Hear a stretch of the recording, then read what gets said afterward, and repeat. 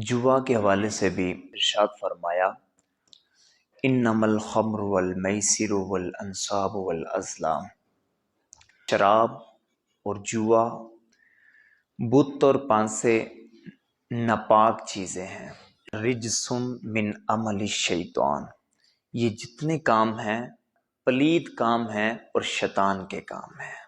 فاجتنبوہ لعلکم تفلحون، اگر کامیابی چاہیے ان کاموں سے ہاتھ کو روکنا پڑے گا۔ جوے کی تعریف کیا ہے؟ ایسا کھیل کہ جس کے اندر یہ شرط پائی جائے کہ ناکام ہونے والے کی کوئی چیز کامیاب ہونے والے کو دے دی جائے گی۔ اس کی مختلف صورتیں بدقسمتی کے ساتھ نہایت اچھے ٹائٹل کے ساتھ ہمارے معاشرے میں پائی جاتی ہیں۔ بڑا سونا سا لوگو لگا ہے، سنوکر کلب، اس میں بھی حرام کی صورت پائی جا رہی ہے۔ کیرم بورڈ، اس طرح کی جتنی بھی صورتیں آپ کے ذہن میں آ گئی ہوں گی، اب یہ بھی صورتیں ہیں، لیکن ہم شاید یہ سمجھتے ہیں کہ جوا اس چیز کو کہتے ہیں کوئی جائیداد لگی ہو کہ فلاں کوٹھی تیری ہو جائے گی، فلاں گاڑی لگا لیتے ہیں، شاید سمجھتے ہیں تاش کھیلتے یہ معاملہ ہوتا ہے، چل بھائی گڈی لا لینے ہیں، کہ اس کو جوا کہتے ہیں۔ جبکہ جوا تو اس کو بھی کہتے ہیں، کرکٹ کا میچ کھیلا جا رہا ہے تو یہ اپنے گھر میں بیٹھ کے جوا کیسے لگا رہے ہیں؟ وہ کہتا ہے اگر پاکستانی ٹیم جیت جاندی ہے تے تو مینوں کھانا کھوا دیں، اگر پاکستانی ٹیم ہار جاندی ہے تو میں تینوں کھانا کھلا دوں گا۔ یہ بھی جوا ہے۔ وہ کہتا ہے اگر ہار جاتی ہے تو بوتل پلا دینا۔ یہ بوتل کی کیا حیثیت ہے؟ 100 روپے کی چیز ہے، لیکن حرام کی واضح اس کے اندر کہ ایک کا نقصان ہو رہا ہے، دوسرے کا فائدہ ہو رہا ہے۔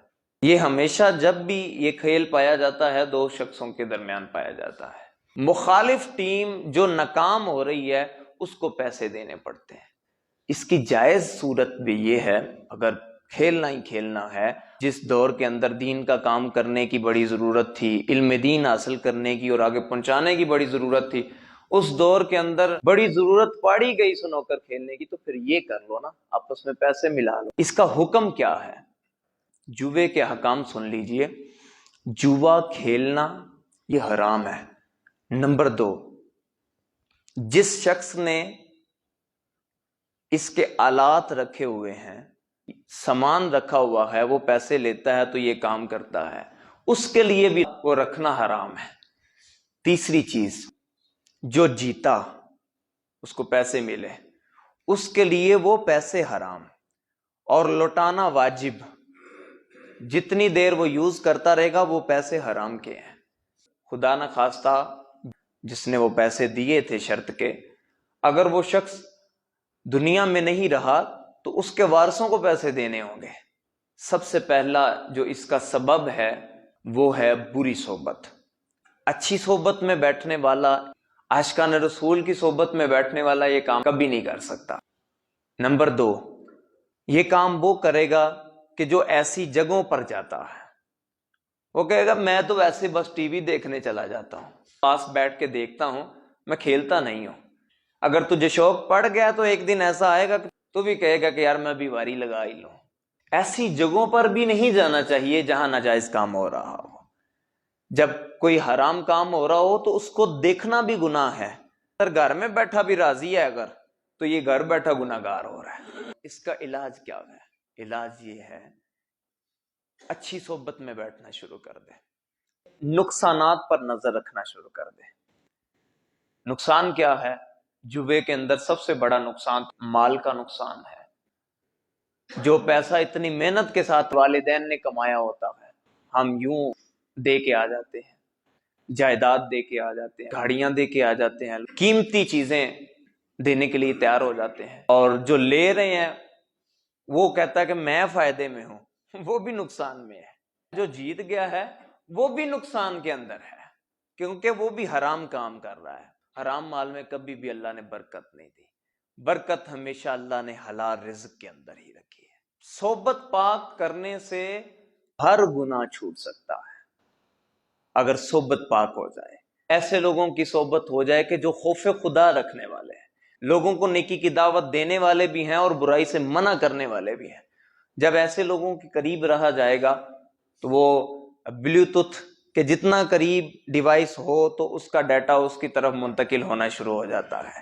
تو اسی طرح اچھے بندے کے قریب بندہ جتنا رہتا ہے تو اس کی اچھی باتیں ہماری طرف منتقل ہونا شروع کر دیتی ہیں.